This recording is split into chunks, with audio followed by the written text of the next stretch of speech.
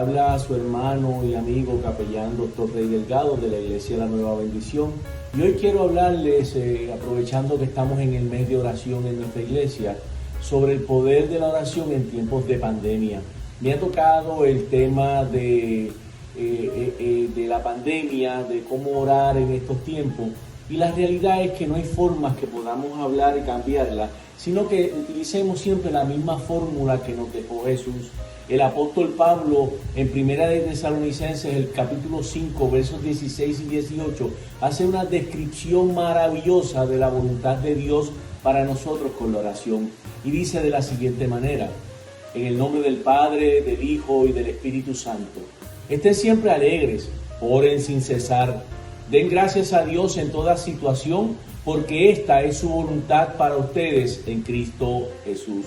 La pandemia del COVID-19 ha cambiado al mundo entero, así que la iglesia también ha sufrido los estragos de esta pandemia. Ha cambiado nuestra manera de congregarnos, de adorar, de servir a Dios y también nuestra manera de orar. En estos tiempos de crisis, la oración tiene el poder y nos dará la confianza que Dios cambiará las cosas a nuestro favor, logrando superar cualquier situación, por difícil que sea, por su misericordia y amor.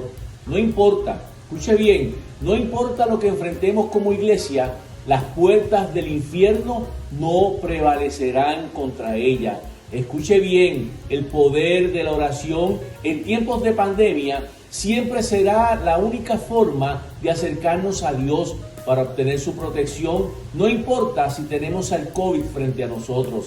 Sí, porque más terrible que la propia enfermedad del COVID es el miedo. Este miedo que nos paraliza, que nace dentro de nosotros, carcomiendo la verdad de Dios, que solamente la oración nos hará responder responsablemente, con confianza, de saber que Dios está con nosotros para ayudarnos a superar los miedos y tener la certeza de que Dios tiene el control de todos y todo. Que aunque ande en el valle de sombras de muerte, no temeré mal alguno, porque Él estará con nosotros.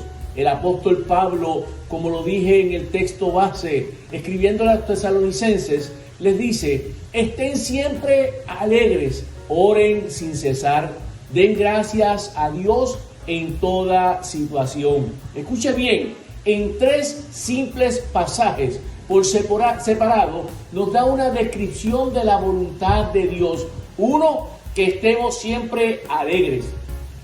2, que oremos sin cesar.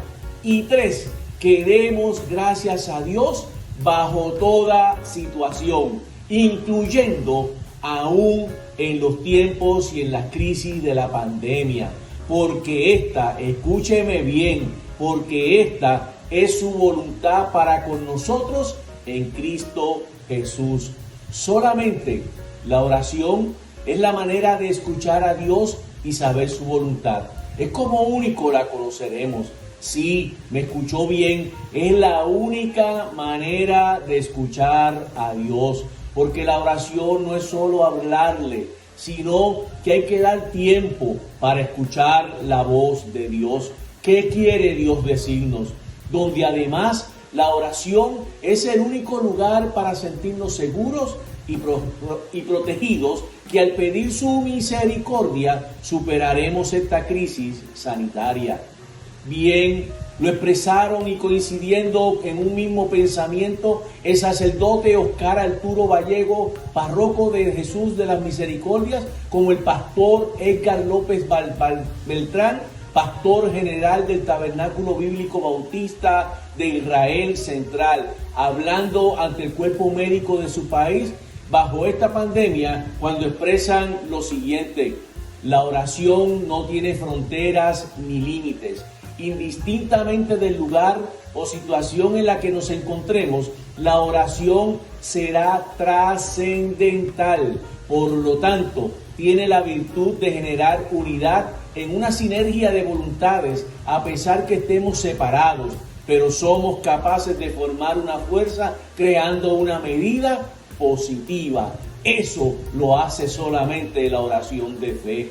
La situación de emergencia mundial que enfrentamos no solo nos toca a nosotros, sino que no debemos olvidar que miles de enfermos por este terrible mal hoy están muriendo solos. Sí, hoy, ahora mismo, están muriendo separados de sus seres amados. Eso es terrible. Por eso les mencioné anteriormente que la enfermedad es el miedo que nos paraliza al punto que olvidamos a los miles y miles y miles de seres humanos que están muriendo en este momento sin siquiera que haya alguien que vaya y ore por ellos y con ellos.